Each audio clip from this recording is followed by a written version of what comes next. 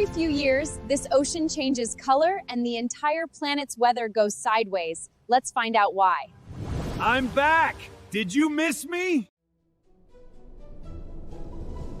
Haha! I bring the chaos! Unfortunately. El Niño and La Niña, twin forces in the same ocean, taking turns running the planet's weather, and they could not be more different. Same job, every single day.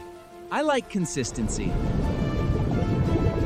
Normally, trade winds blow steadily east to west, pushing warm surface water toward Australia and Asia. I do the unglamorous work.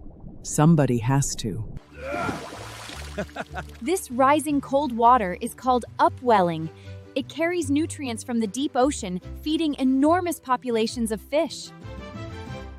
This entire system depends on one thing: steady trade winds. Strong winds, predictable weather, reliable fishing, normal rainfall, everywhere. Balance. I prefer it this way. I'm trying. I really am trying. Every 2 to 7 years, for reasons still not fully understood, the trade winds weaken. And that's when everything changes.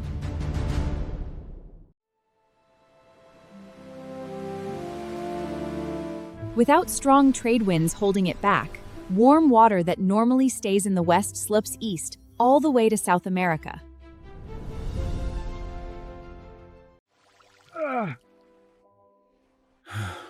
With warm water now sitting on top, the cold, nutrient-rich water can't rise anymore. The fish that depend on it disappear.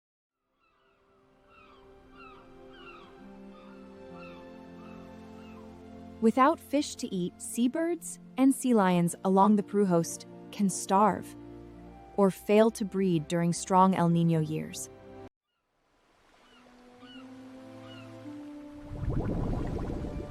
Peruvian fishermen noticed this warm current appearing around Christmas centuries ago and named it El Niño, the boy, after the Christ child. This isn't just a regional event. A shift in this one ocean changes atmospheric patterns across nearly the entire planet. I don't do small. I never have.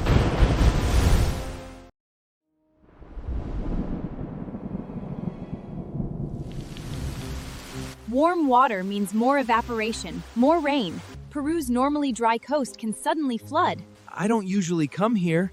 This is new for both of us. Meanwhile, on the other side of the Pacific, without warm water to evaporate, Australia and Indonesia often face serious drought. I have nothing to give. I'm sorry. Indonesia depends on predictable monsoon rains. During El Niño years, the rain that should come often simply doesn't. The jungle expects me. I keep missing my appointment.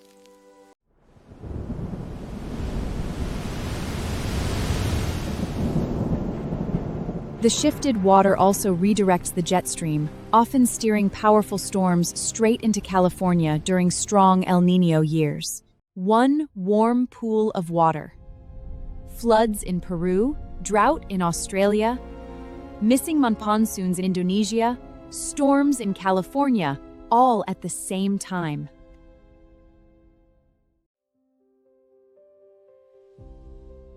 Scientists track Pacific Ocean temperatures constantly, watching for the warming pattern that signals El Niño is forming.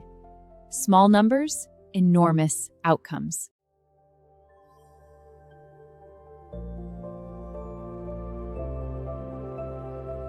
Modern forecasting can often predict an El Niño's event several months in advance, giving farmers and governments time to prepare.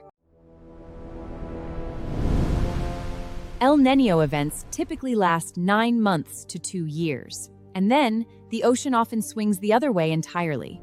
Enjoy your moment. Mine is coming.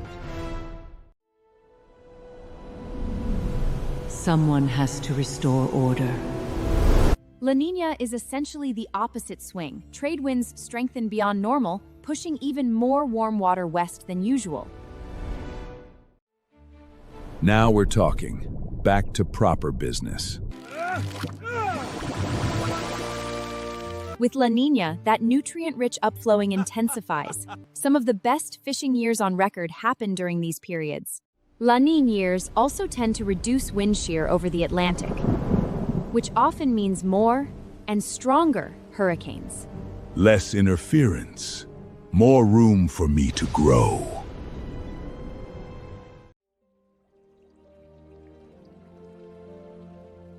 Yeah, Megme. Why does the timing vary so much? Honestly, even with satellites and supercomputers, the ocean keeps some secrets. Could we ever stop an El Niño from forming? Not with anything close to current technology. The ocean and atmosphere involved are simply too vast.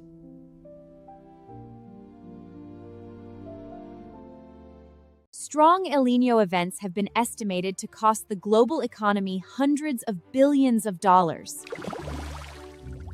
through crop losses, storm damage, and disrupted trade.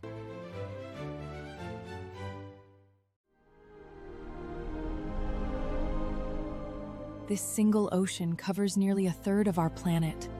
A small shift in its temperature can ripple into the lives of billions of people.